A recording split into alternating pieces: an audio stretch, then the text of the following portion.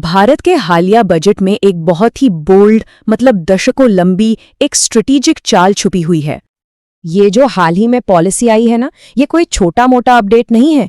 ये तो एक ऐसा इरादा है जो अगले 2 दशकों से भी ज्यादा तक चलेगा।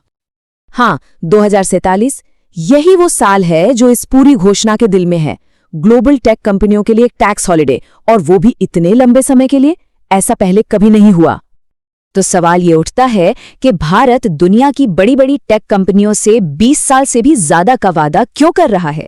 चलिए इस पूरे मामले को समझते हैं, इसकी बारीकियों, इसके पीछे की रणनीति और इसके जबरदस्त आर्थिक असर को देखते हैं। तो बजट का जो सबसे बड़ा हाईलाइट है वो है एक जबरदस्त टैक्स छूट, और इसका सीधा निशाना है दुनिया के सबसे बड़े क्लाउड और डेटा सेंटर प्लेयर्स। तो बात सीधी सी है, अगले 20 से ज्यादा सालों तक जो भी फॉरेन क्लाउड प्रोवाइडर्स इसके लिए एलिजिबल होंगे वो भारत से काम कर सकते हैं, और उन्हें अपनी इन सर्विसेज पर कोई इंडियन इनकम टैक्स नहीं देना होगा। और देखिए, ये कोई छोटी मोटी टैक्स में कटौती नहीं है। ये तो इन खास ऑपरेशंस के लिए कॉर्पोरेट इनकम टैक्स को पूरी तरह से ही खत्म कर देना है। इससे भारत दुनिया भर में फाइनेंशियली तौर पर कितना कंपेटिटिव हो जाएगा, इसका अंदाजा लगाया जा सकता है। अच्छा, तो अब ये समझते हैं कि ये इंसेंटिव्स काम कैसे करेंगे, क्योंकि ये फायदा हर किसी को यूं ही नहीं मिल जाएगा। इसके लिए कुछ खास शर्तें रखी गई हैं ताकि देश में ही एक पूरा इकोसिस्टम तैयार हो सके। तो 3 मेन शर्तें हैं। पहली, इंफ्रास्ट्रक्चर भारत में ही होना चाहिए। दूसरी, विदेशी कंपनी उस फिजिकल डेटा सेंटर की मालिक नहीं हो सकती। और तीसरी, भारतीय ग्राहकों को सारी बिक्री एक इंडियन रीसेलर कंपनी के जरिए ही करनी होगी। और यहीं पर रणनीति की खूबसूरती दिखती है। मतलब जो फिजिकल डिजिटल फैक्ट्रियां होंगी वो भारतीय कंपनियों की ही होंगी। इससे ये पक्का होगा कि निवेश और कंट्रोल दोनों देश में ही रहें। टैक्स को लेकर कोई झगड़ा ना हो, इसके लिए भी एक रास्ता निकाला गया है। जो मल्टीनेशनल कंपनीज हैं उनकी अपने अंदर के ट्रांजैक्शंस के लिए 15% का एक फिक्स्ड प्रॉफिट मार्जिन तय कर दिया गया है। इसे एक तरह का सेफ हार्बर कह सकते हैं, जो सबको एक ही लेवल पर रखता है। तो आखिर इतना बड़ा, इतना बोल्ड कदम उठाया ही क्यों गया? असल में ये ग्लोबल डिजिटल इकोनॉमी में भारत के रोल को पूरी तरह से बदलने की एक कोशिश है।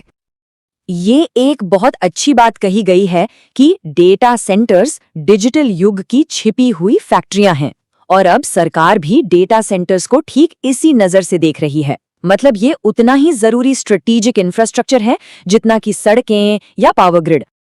तो लक्ष्य ये है कि पहले बुनियाद मजबूत की जाए। ये समझना होगा कि एआई को अपनाने से लेकर सुरक्षित डिजिटल सर्विसेज तक हर चीज के लिए भारी भरकम डेटा कैपेसिटी का होना सबसे ज्यादा जरूरी है। अब अगर जमीनी हकीकत देखें तो ये तस्वीर सामने आती है। हमारा डेटा सेंटर मार्केट बढ़ तो रहा है, लेकिन अभी भी ये मुंबई, चेन्नई, दिल्ली जैसे कुछ ही बड़े शहरों तक सीमित है। और ये नई पॉलिसी इसी तस्वीर को पूरी तरह से बदलना चाहती है, इसे पूरे देश में फैलाना चाहती है। देखिए, ये रणनीति सिर्फ डेटा सेंटर बनाने तक ही सीमित नहीं है। इसका डिजाइन ऐसा है कि इसका असर पूरी की पूरी टेक्नोलॉजी मैन्युफैक्चरिंग वैल्यू चेन पर पड़े। जैसे कि जो भारतीय इलेक्ट्रॉनिक्स मैन्युफैक्चरर्स हैं, उन्हें कैपिटल इक्विपमेंट सप्लाई करने पर टैक्स छूट मिलेगी। इलेक्ट्रॉनिक कंपोनेंट्स की वेयरहाउसिंग के लिए 2% का सेफ हार्बर मार्जिन रखा गया है ताकि सप्लाई चेन तेज हो। मतलब चिप लेवल से लेकर ऊपर तक एक आत्मनिर्भर घरेलू इकोसिस्टम बनाने का लक्ष्य है। तो इस बड़े स्ट्रेटेजिक पुश का फायदा किसे मिलेगा? उम्मीद है कि इससे दुनिया की बड़ी कंपनियों से लेकर देश की छोटी, कम जानी पहचानी कंपनियों तक सबको फायदा होगा। एनालिस्ट्स का अनुमान है कि अगले 5 सालों में इस डिमांड को पूरा करने के लिए करीब $30 बिलियन के जबरदस्त निवेश की जरूरत पड़ेगी। जरा सोचिए, ये कितनी बड़ी रकम है। इसका मतलब सिर्फ बिल्डिंग्स बनाना नहीं, बल्कि हजारों नई नौकरियां और अर्थव्यवस्था के कई सेक्टर्स में नए मौके पैदा करना है। और सबसे मजेदार बात यह है कि इस निवेश का एक बहुत बड़ा हिस्सा सीधे डेटा सेंटर चलाने वाली कंपनियों को नहीं मिलेगा, बल्कि उन कंपनियों को जाएगा जो इनका बैकबोन है। मतलब असली पैसा तो बिजली, कूलिंग सिस्टम्स और रैक बनाने वाली कंपनियों तक पहुंचेगा। तो इससे 2 तरह के विजेता सामने आते हैं। एक तो वो जो सीधे डेटा सेंटर चला रहे हैं और दूसरे वो सहायक खिलाड़ी जो बिजली, कूलिंग और कनेक्टिविटी जैसी जरूरी चीजें मुहैया करा रहे हैं। मतलब एक पूरा इकोसिस्टम।